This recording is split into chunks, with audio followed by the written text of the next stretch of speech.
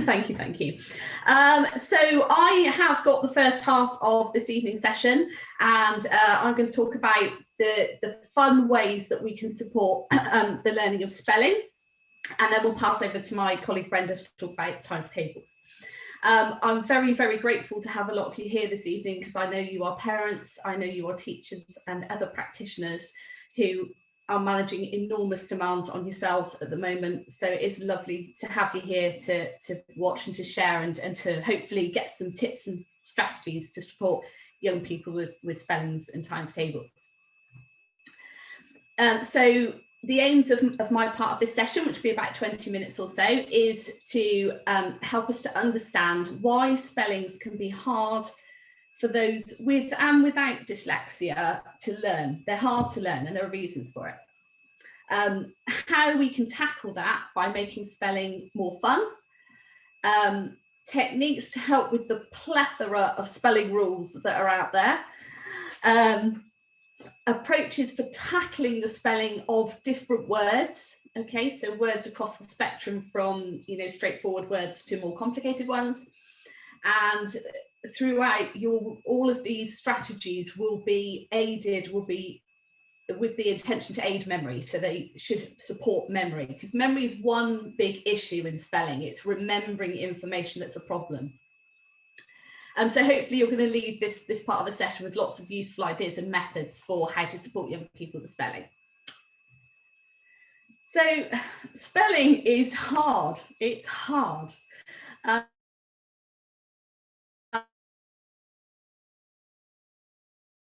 It's not like reading, so you've got something to work with.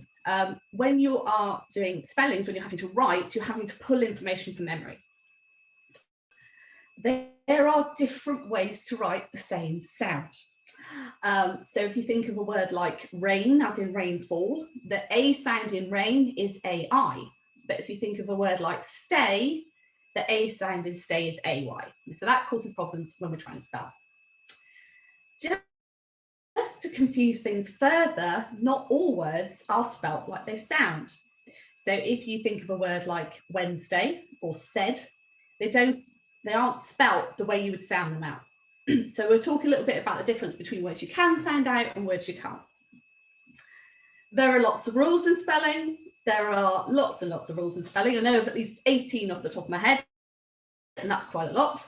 And to make matters worse, there are always exceptions to those rules. So we would encourage you to teach rules, but also to be aware that there are exceptions. And for lots of people, but particularly for those with dyslexia, they don't naturally absorb rules and spelling patterns in the same way that you or I may have. And I think perhaps when we talk about some of the spelling rules, you'll go, oh, I didn't know there was that spelling rule. But you still spell those words correctly because you've absorbed that information. And that is something young people, whether they're just young people who don't have difficulties or whether they have dyslexia, find it difficult to absorb those rules when they're learning spelling.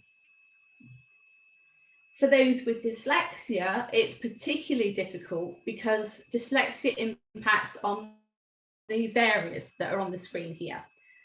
It makes remembering things difficult.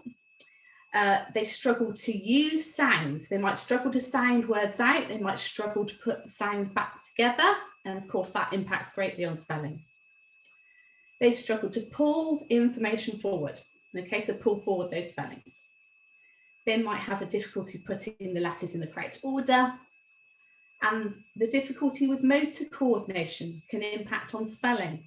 So I don't think we realise sometimes how much we use our motor memory when we're writing words. We might remember how to spell the word, but we are able to write it automatically because our hand has learnt the spellings that we use quite regularly. So motor coordination, if it's impaired, can impact on spelling. So one thing to bear in mind as we're going through this section is multisensory learning. It's a nice big long word, of course, which is hard to spell. Multisensory learning. We learn best if we are doing more than one thing at the same time, okay? And this may be a reason why spellings have not gone in previously. So if your young person is trying to learn the spelling by just rainbow writing is good. But if they are saying the letter names and the word at the same time, they are tapping into two areas of the brain. They're tapping into their motor memory, they're tapping into what they're seeing, they're tapping into what they're saying.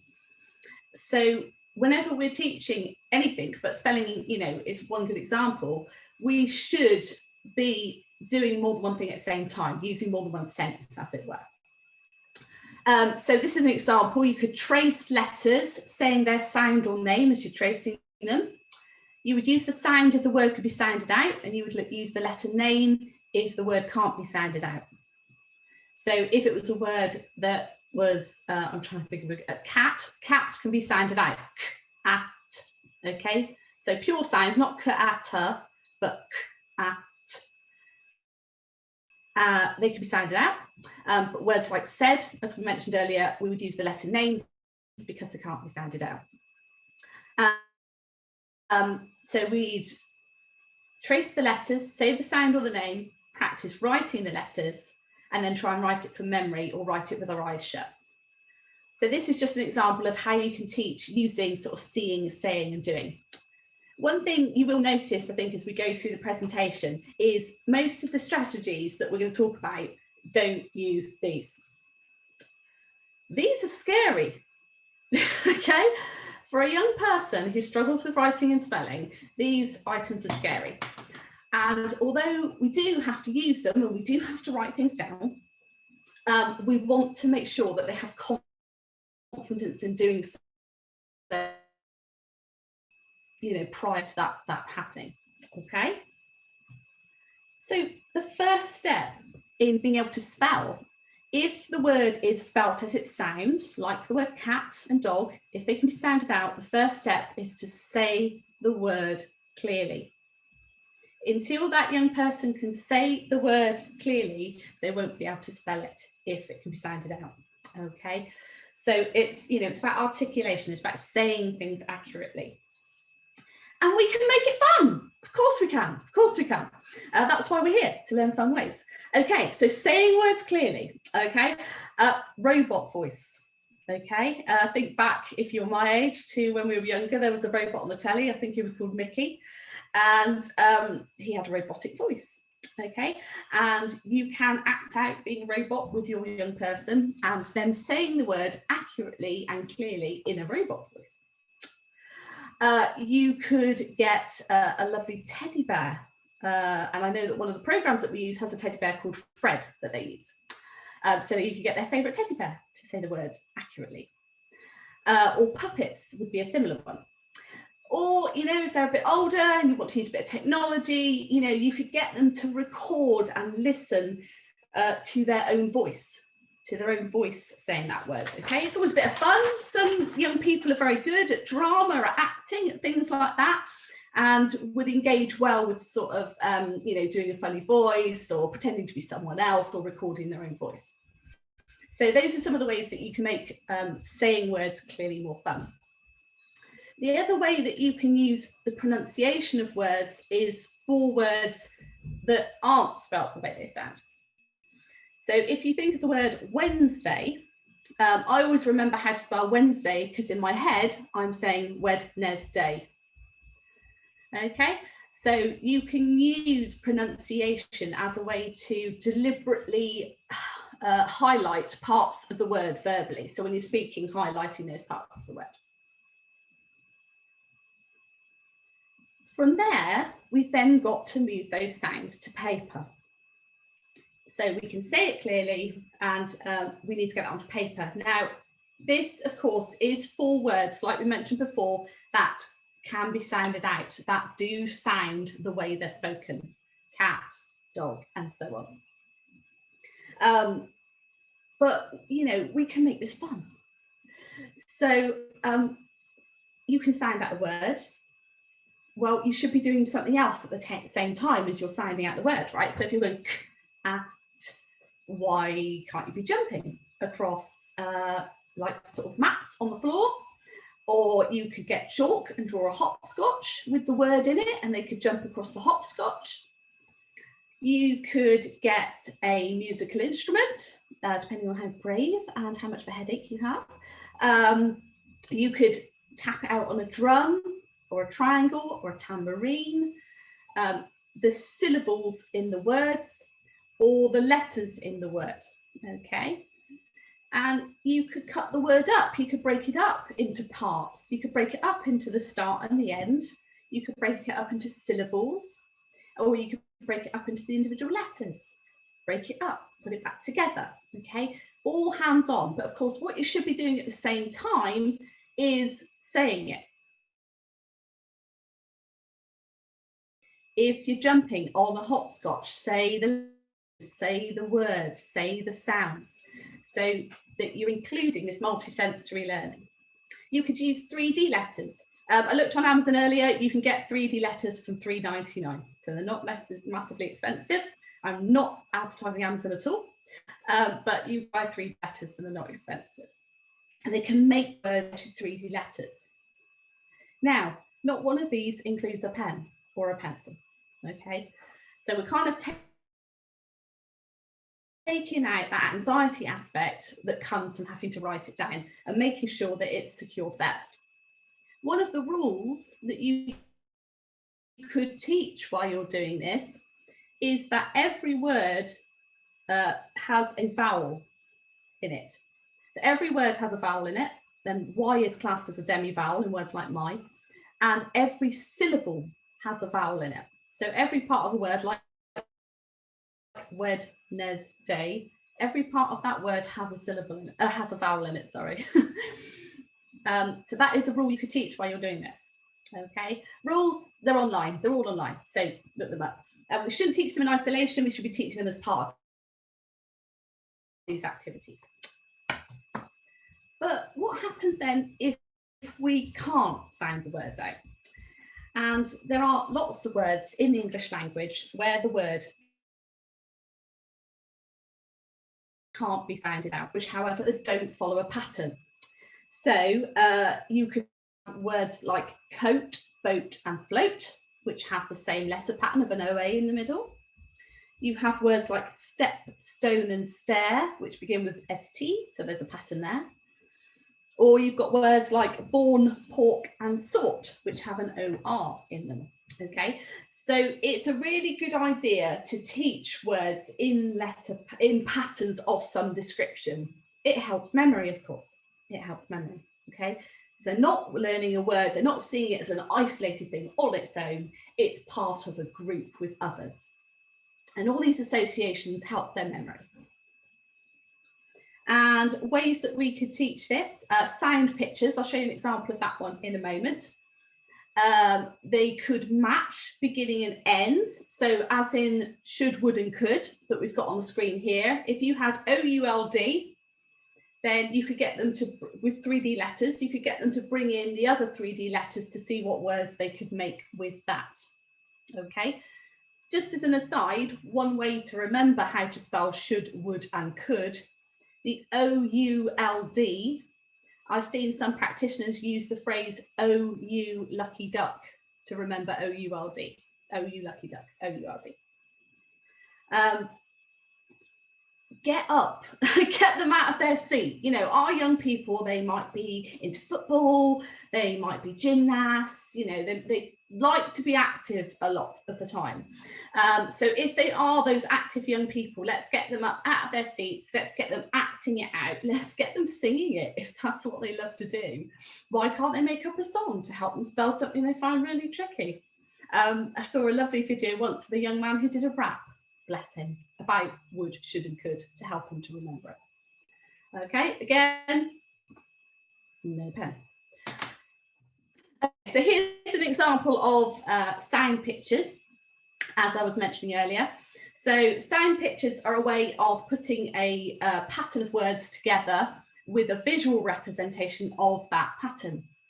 And here we've got a sound picture for the letter pattern AI, which makes an A sound. And it's there for rain, train, chain, etc., as you can see in the picture. So, you know, young people can draw pictures of words that have the same letter pattern, and when they're trying to spell that word, the picture comes to mind and helps them remember that it's part of this group of words that have the same pattern to help them remember it. Morphology. I'm a big fan of morphology and teaching root words and morphology. And there are several reasons why it's a good approach for learners of all ages. It breaks words into manageable parts.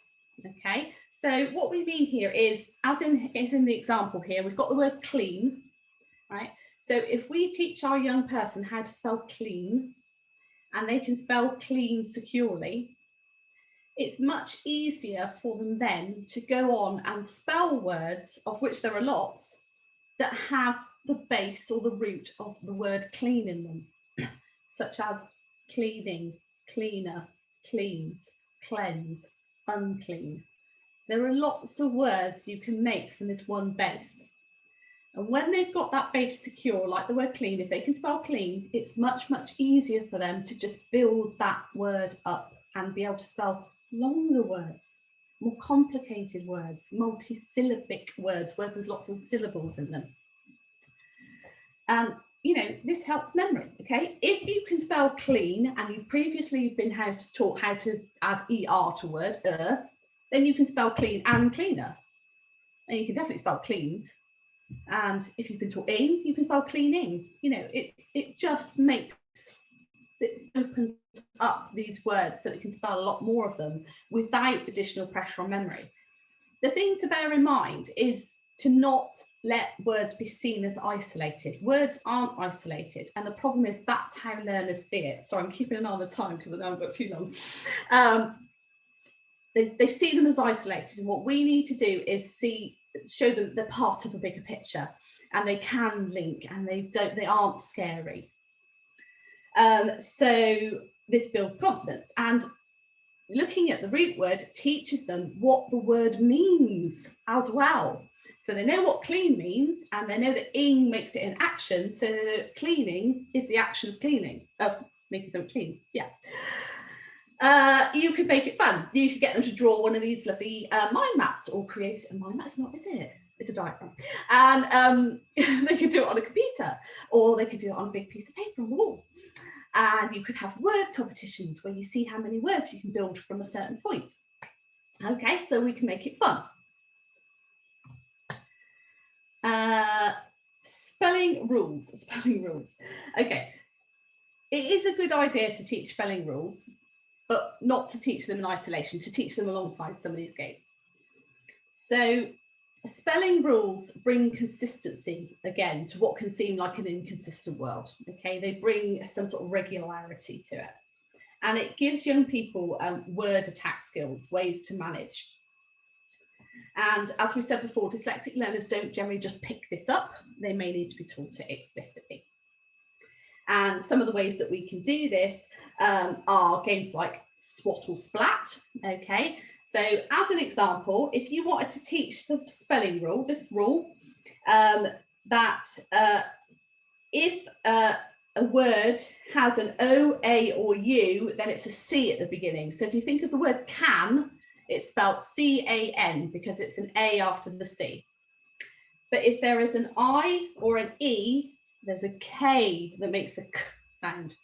So if you think of king, that's got a K at the beginning, not a C. Okay, that's the rule. So what you could have is you could have a K, you could have a C, and you could say to your young person, right, king, and they've got a splat, the right letter. And there are various ways you can use this for various spelling rules. You could have these words on a bingo card. It just familiarises them with these rules. There are videos on YouTube which outline those rules, and there are also rhymes that can help to teach these rules. So as an example, we've got the rule I before E except after C. Okay, quite a lot of people know that one. It's a rhyme that helps us to remember a spelling rule.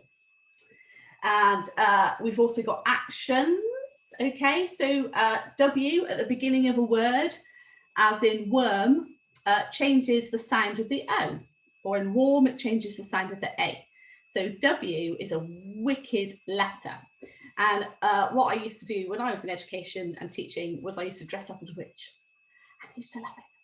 And they never forgot that W changes the sound of the vowel because it's wicked. Okay, right. Sorry, I'm going really fast because we're so short of time. Okay, what if we can't sound them out?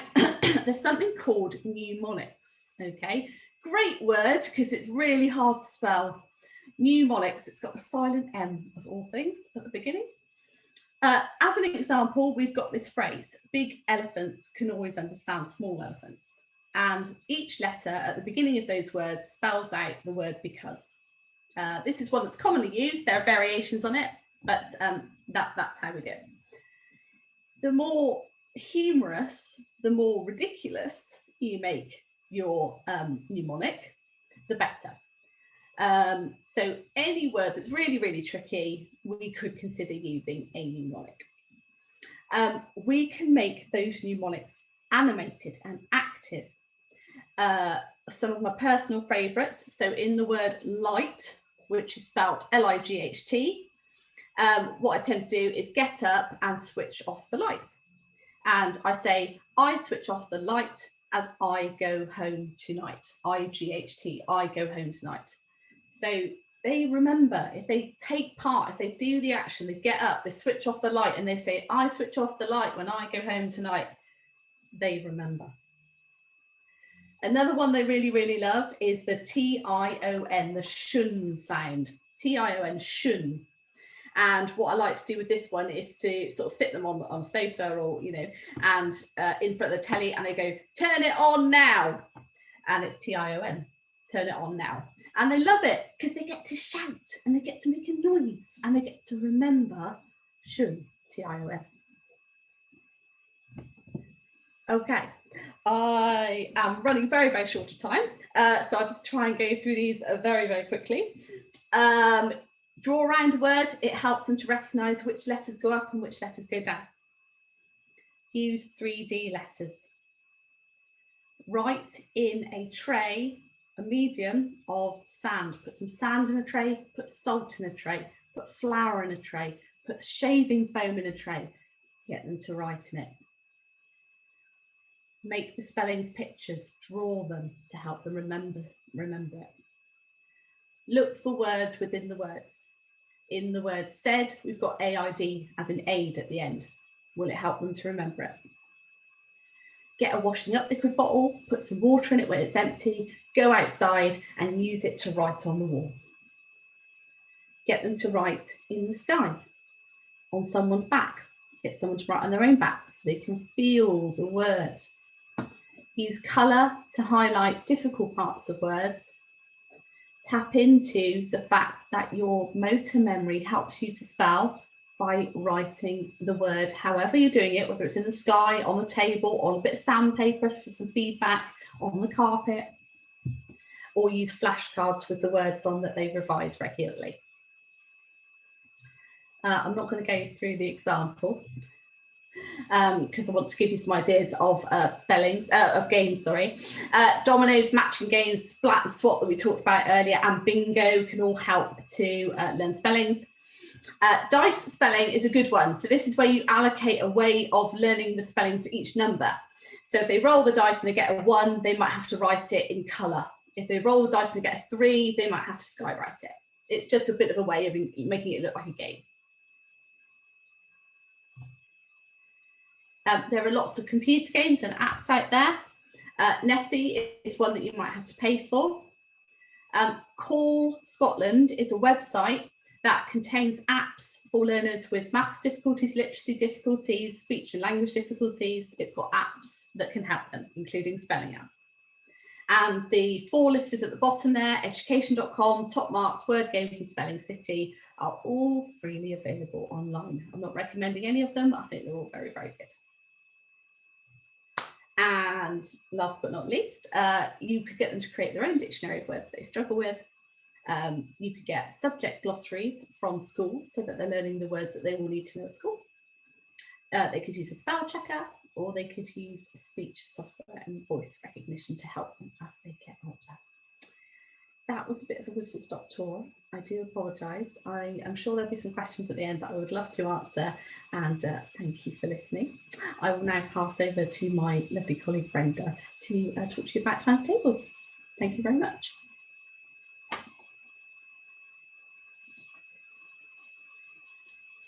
Thank you, Lynn. Brenda, are you there? Are you able to share your webcam?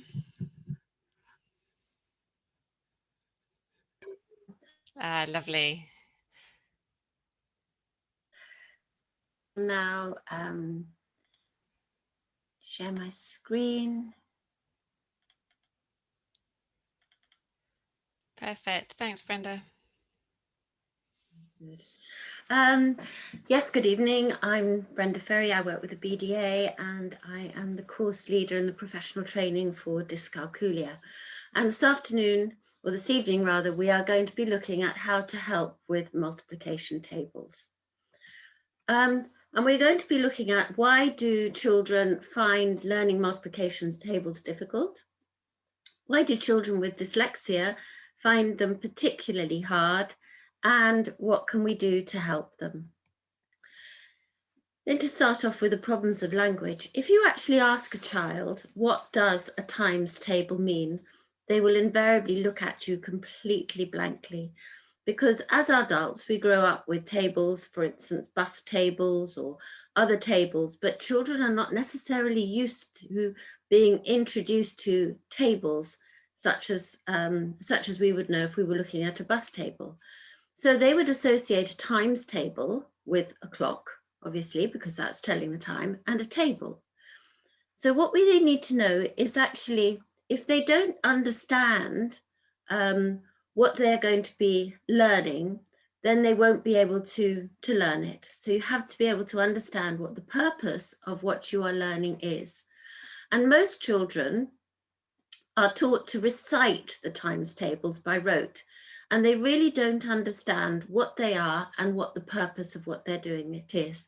It's like just another song to them.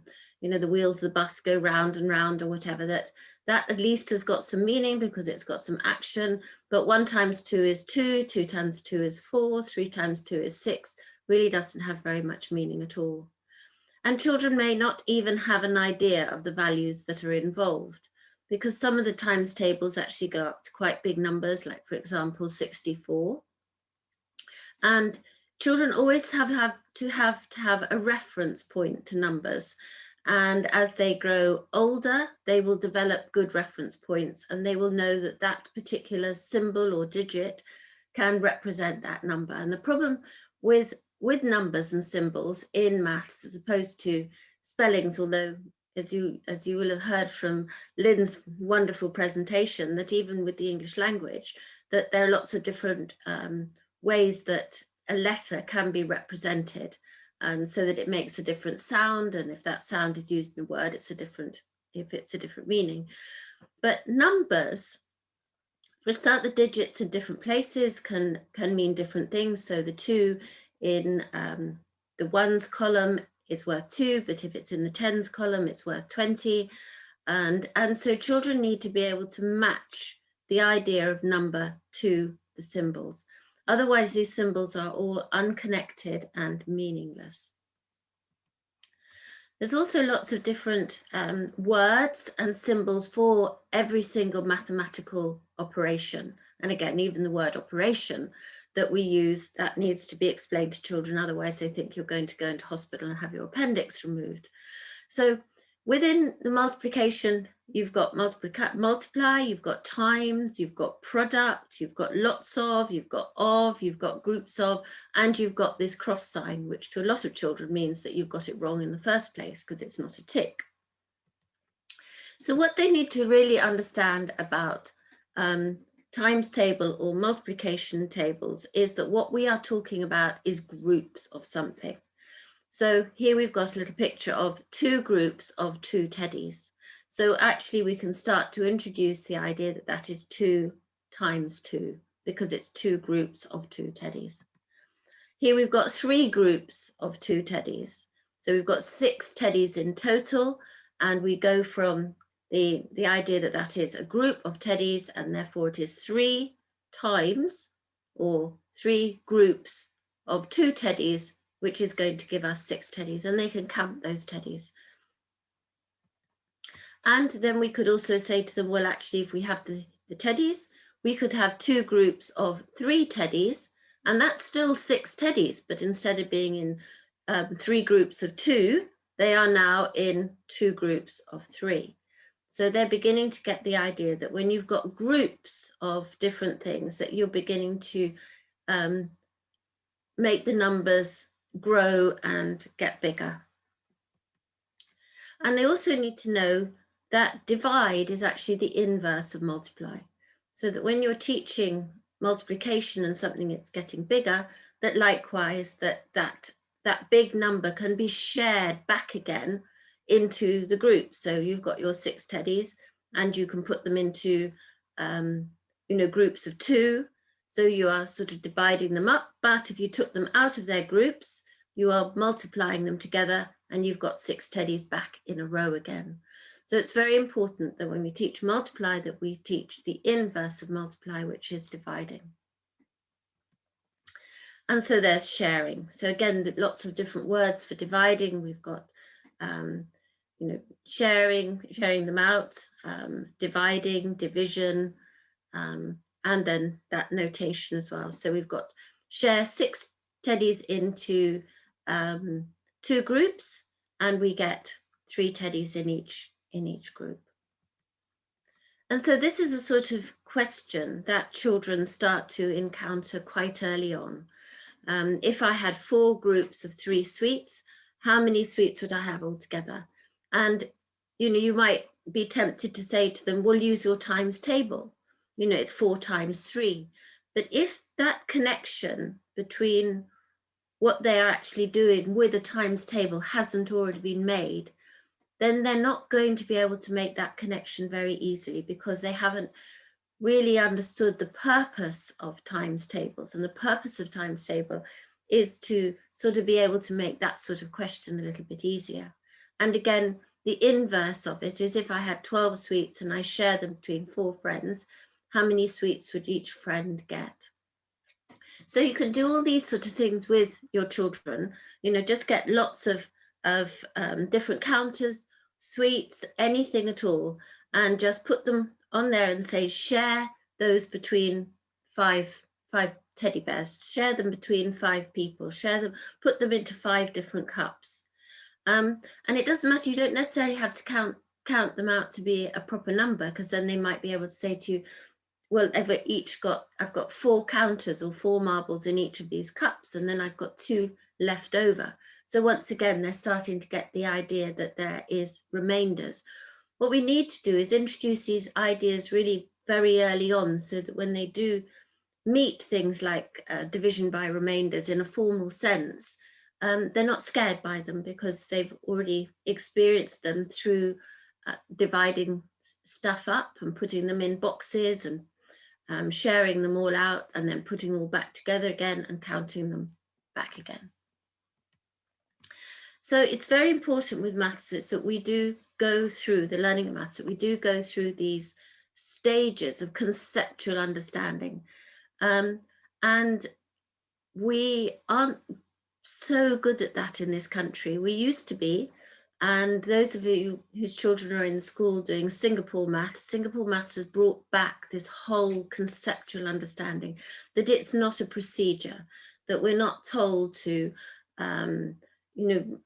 almost like dance through a hoop, add this to this, put 1 at the bottom, stick 1 on the back, go to the cookie factory, get this, borrow and carry. All that sort of thing is very confusing. That what we need is to go through these stages of conceptual understanding. And the CAP approach, which is built into Singapore maths, actually comes from the theorist Jerome Bruner. And children learn, first of all, with the concrete materials. They need to go through those experiences, as I said a little time ago, putting things into cups, things into boxes, sharing them out, putting them all back together, which is multiplication. So they're using that concrete experience. And then they may need to go, through the process of translating that concrete experience into pictures. So they may have sort of 21 things to divide by 6, and they may want to draw 21 little sticks and then put them into little groups of 6 by drawing a ring around them, or in this illustration here, putting a cross through them. That's perfectly okay. There are some children who can do really quite high level maths at a very pictorial level. And that actually is fine. And then they will go on to abstract. So this is when the symbols and the formal notation is introduced, and there you've got 5 times 3. Where children fail at maths is when they are introduced to the abstract without having gone through the pictorial and the concrete first. So they also need to realize that multiplication is actually repetitive division, and that you can do multiplication very successfully by doing repetitive division. It might take you longer, but there's nothing wrong with that.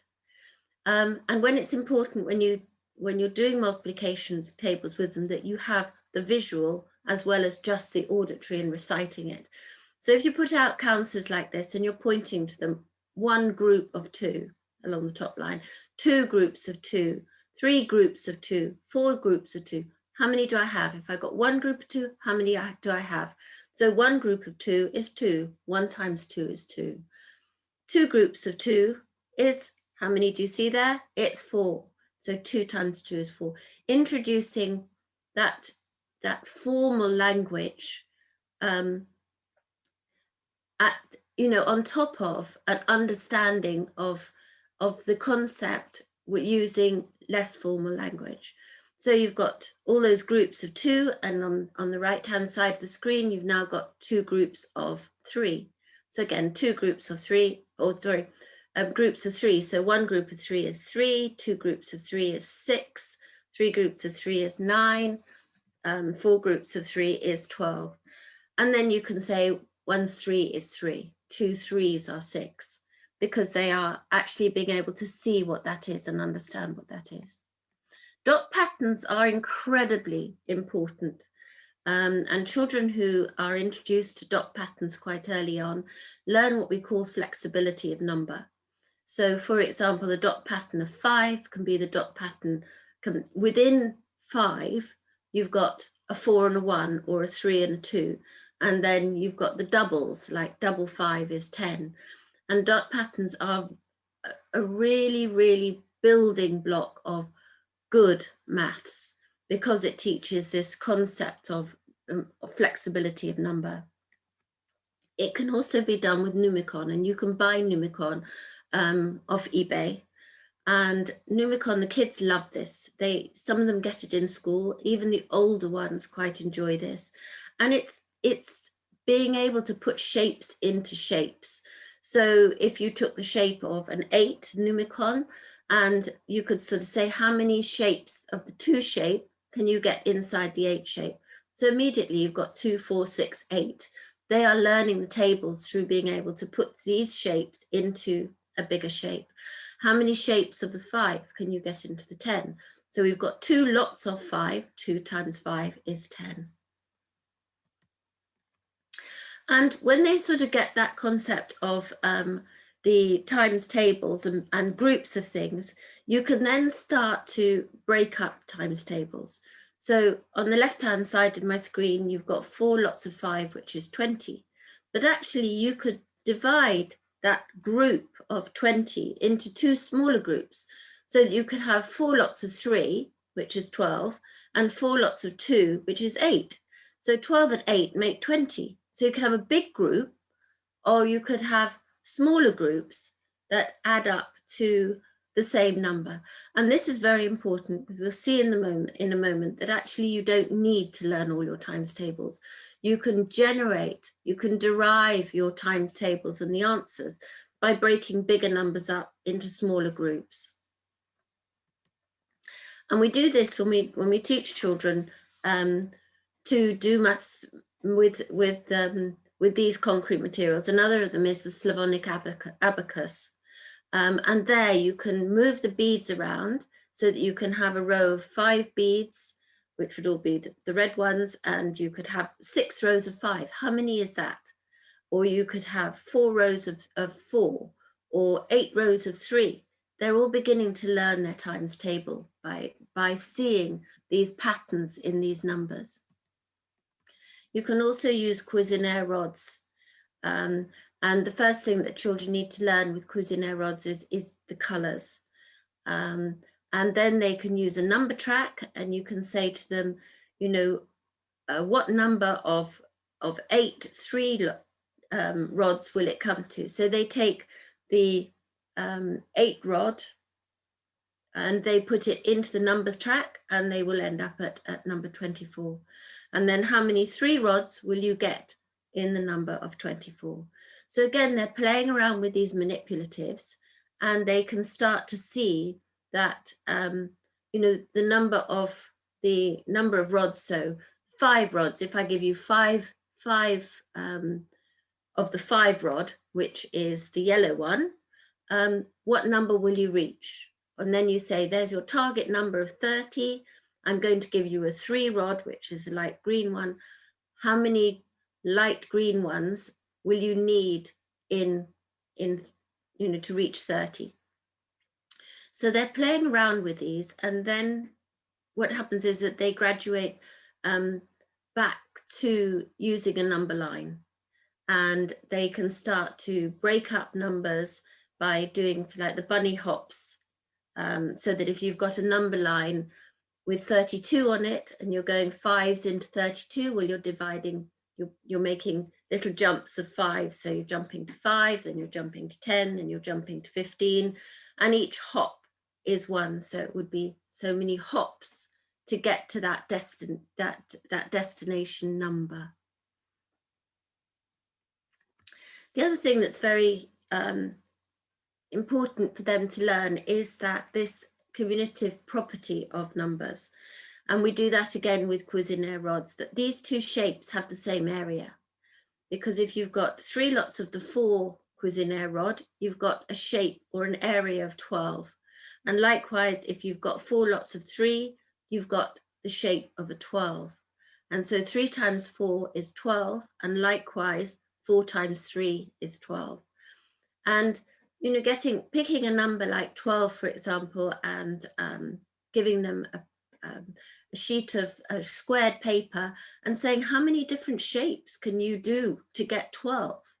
And they might do a 6 and a 2, and then they would know that the 6 and the 2 is actually the same as 6 times 2 is the same as 2 times 6. And they can start to see how these numbers can be made by multiplying, you know, different numbers. And this carries forward to much more complicated maths.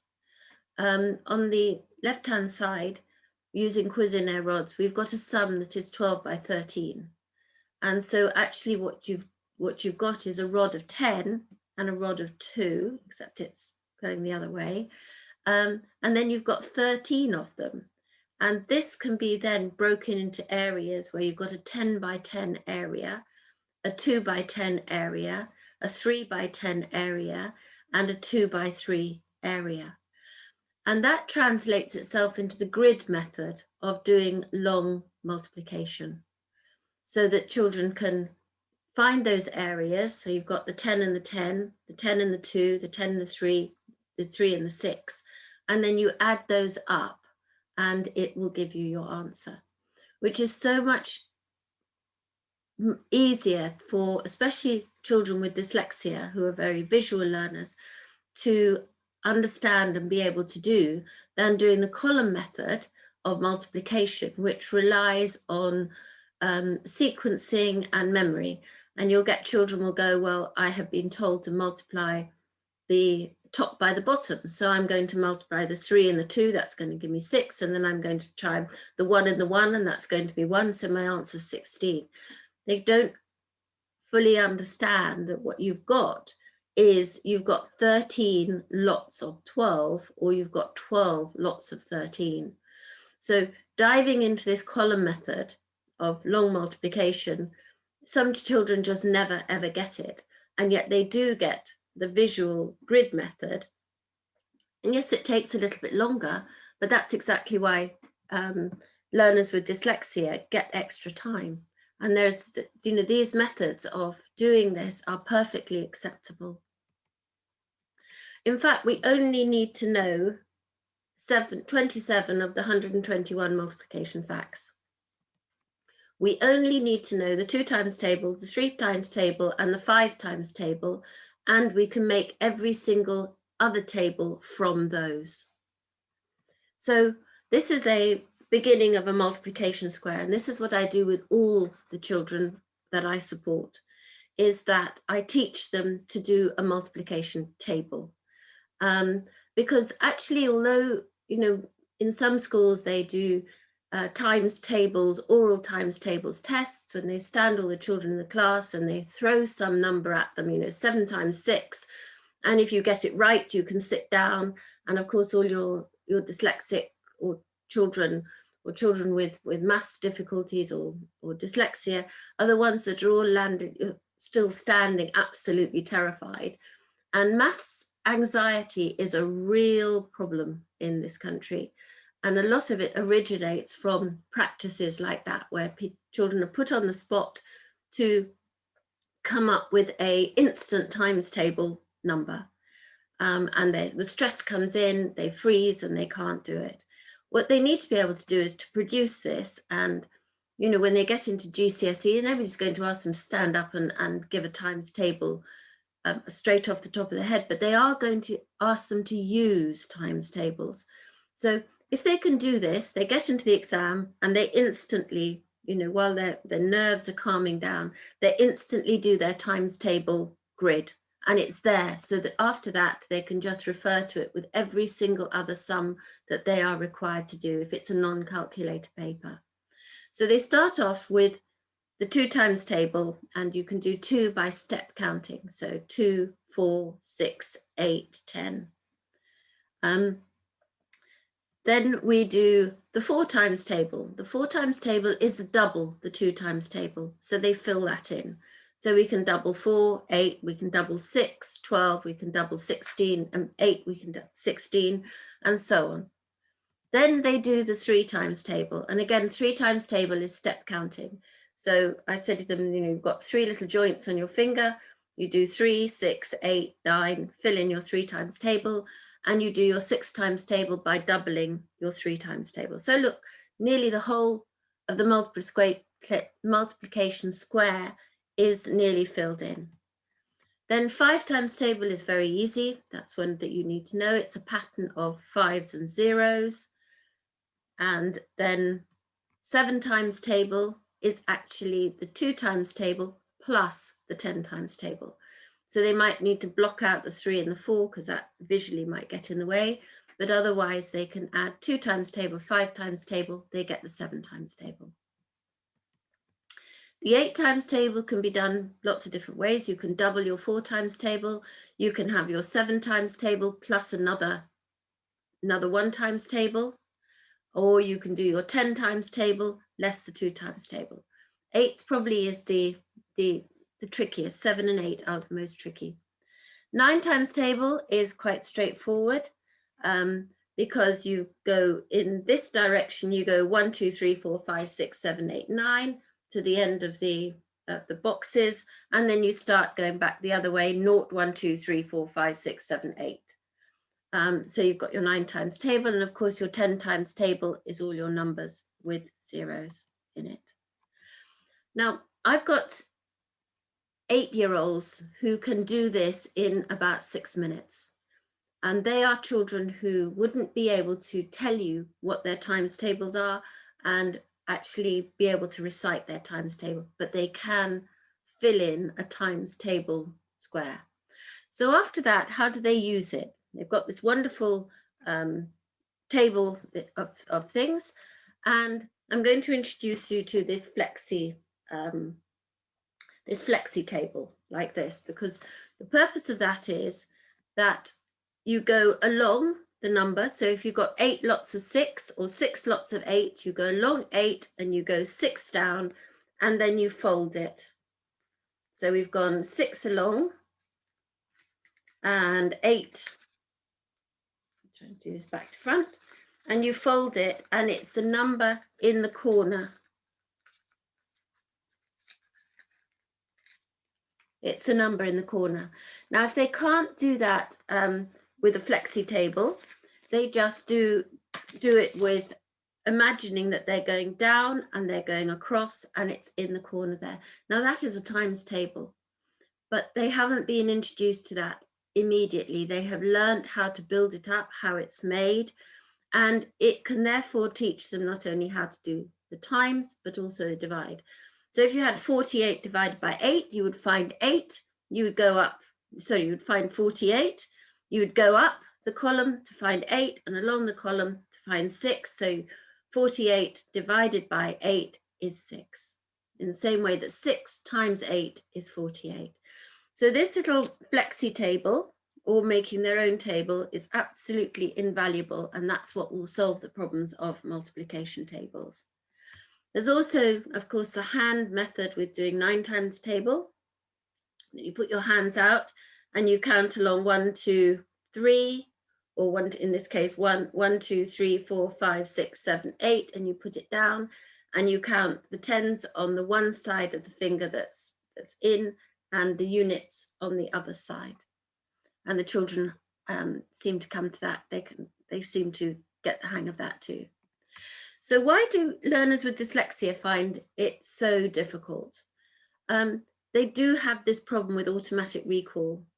It's often called rapid naming, it's called labeling, and these are the children that know the answer and they're going, it's the thingy, it's the, I know it, what it is. And they have the same problem with recalling multiplication tables as they would if they were suddenly asked, what was the name of when sun shines on a leaf, and it's photosynthesis. They can't access that that word and that information quickly and accurately, and that is one of the key diagnosing characteristics of the dyslexia profile.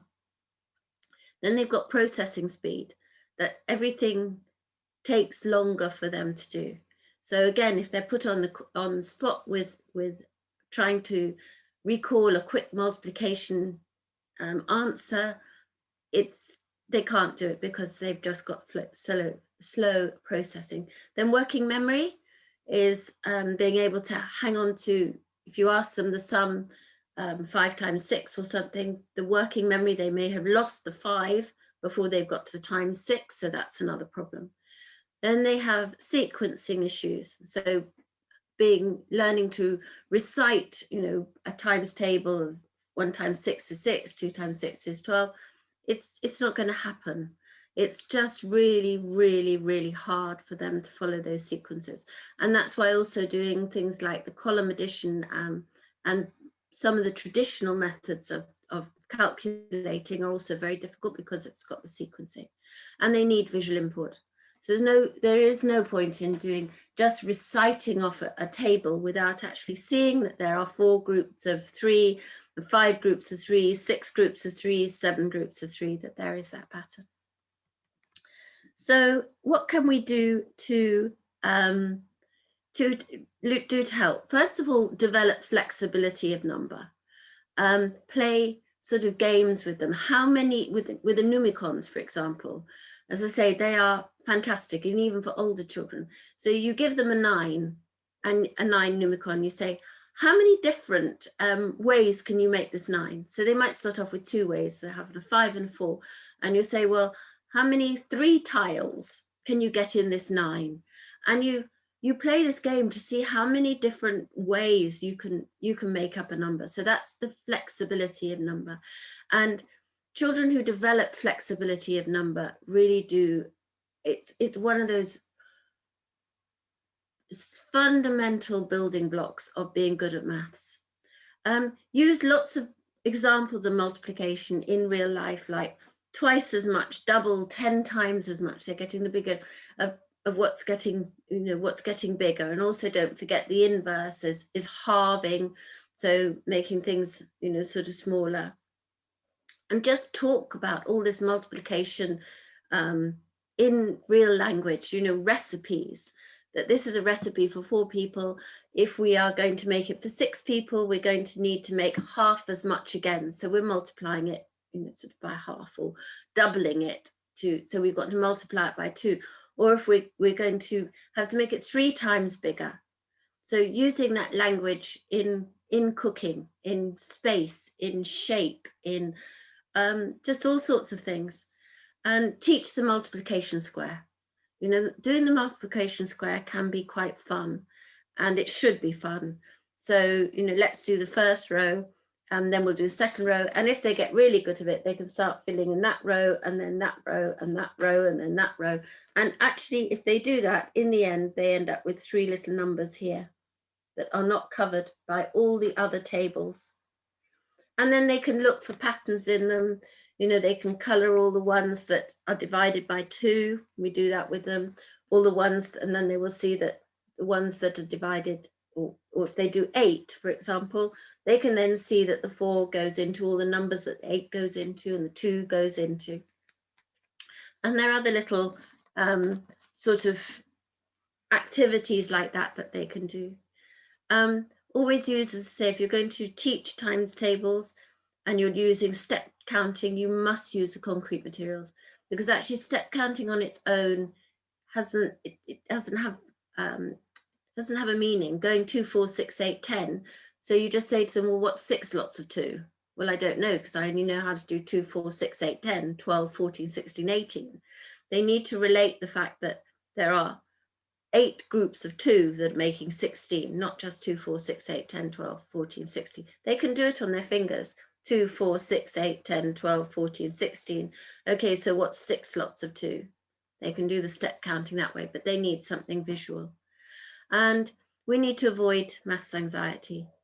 Lots of children have a lot of maths anxiety, and we need to try and make it fun, make it successful, use all the concrete materials so that we avoid building maths anxiety in our children.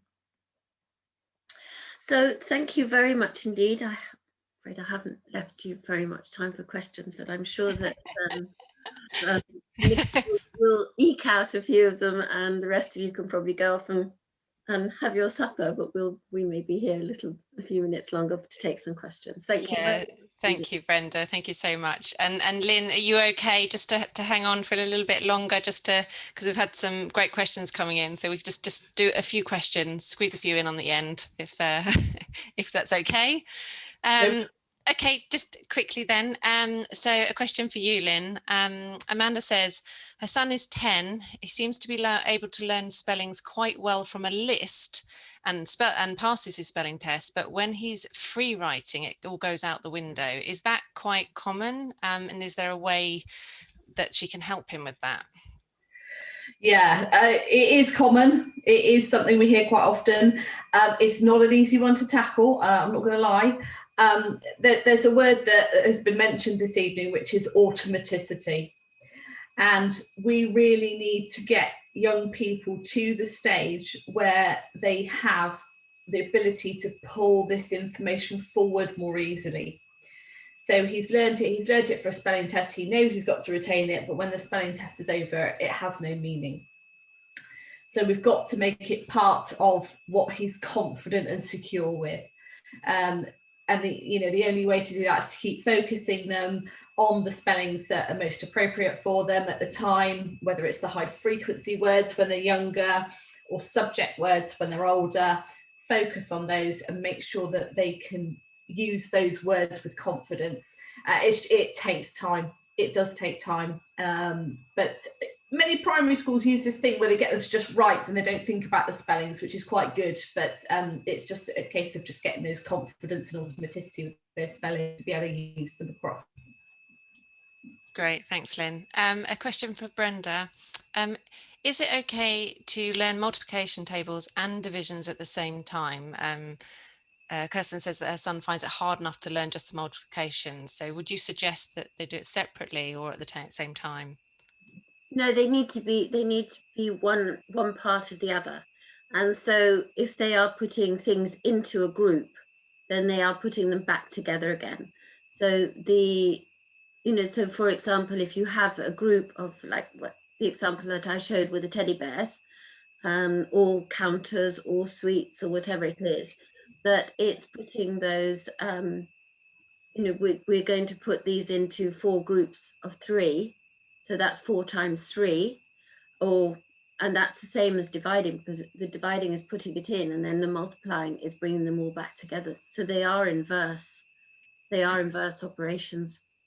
Great, thank you. And you know, it's people talk about the times table and the reciting of them, but as I said, that's not got the meaning that you actually only need to know your 2s, your 3s, and your 5s, and you can create the others.